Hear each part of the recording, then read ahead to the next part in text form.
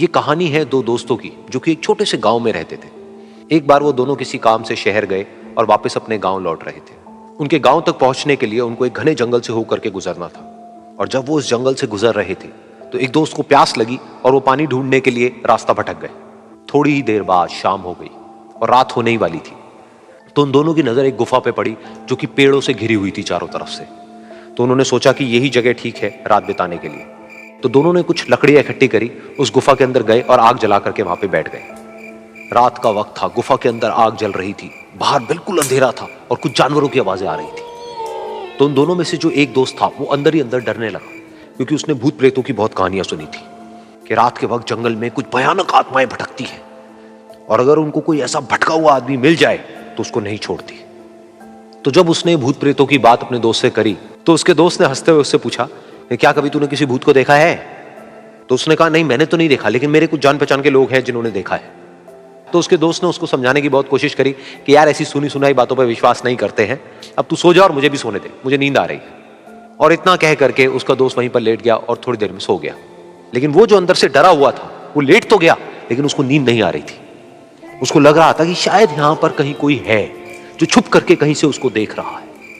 उस आग की वजह से कुछ परछाइयां बन रही थी वहां पर पत्थरों पर, तो उन परछाइयों को देख करके भी वो डर रहा था। फिर कुछ घंटे तक ऐसे ही चलता रहा। फिर उसके बाद में क्योंकि वो थका हुआ था तो उसको नींद आ गई। लेकिन नींद आने के कुछ देर बाद ही उसको एक सपना आया। सपने में उसको एक बहुत ही भयानक परछाई उसकी तरफ बढ़ती हुई नजर आई। अब जैसे जैसे वो अंदर से डरता चला जा रहा था, वो परछाई उसके और पास आती चली जा रही थी और बड़ी होती चली जा रही थी। और उस परछाई में एक हाथ उसको नजर आया जिसके बड़े बड़े नाखून थे, और वो हाथ उसकी तरफ बढ़ता चला गया और उसके गले तक पहुंचने ही वाला था कि तभी वो डर करके एकदम से उठा। फिर उसने अपने दोस्त की तरफ देखा जो कि सो रहा था, उसको पकड़ करके जोर से उठाया। फिर उसने अपने दोस्त को बताया कि उसके साथ में क्या हुआ। तो उसका दोस्त फिर हंसने लगा। फिर उसके दोस्त ने उसको कहा, अब अगर दोबारा से तुझे वो परछाई दिखे तो तू वही कहियो जो मैं तुझे कह रहा हूं कहने के लिए, फिर देखते हैं वो परछाई तेरा क्या करती है। तुझे अपने अंदर ही अंदर बोलना है, मैं तुझसे नहीं डरता, सामने आ। तो उसके दोस्त ने वैसा ही किया। थोड़ी देर बाद दोबारा से उसको सपने में वही परछाई नजर आई और वो परछाई धीरे धीरे उसकी तरफ बढ़ने लगी। लेकिन इस बार वो उस परछाई से डरा नहीं, बल्कि अपनी पूरी हिम्मत जुटा करके उसने वही कहा, मैं तुझसे नहीं डरता, सामने आ। मैं तुझसे नहीं डरता, सामने आ। मैं तुझसे नहीं डरता, सामने आ। जैसे जैसे वो ये बोलने लगा, वो परछाई छोटी होने लगी और उससे दूर होने लगी।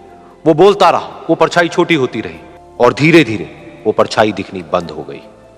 बिल्कुल ऐसा ही हमारी जिंदगी में भी होता है। हमारे अंदर जितने भी डर हैं, उससे हम जितना डरते हैं हम उतना ही छोटे होते चले जाते हैं और वो डर उतने ही बड़े होते चले जाते हैं।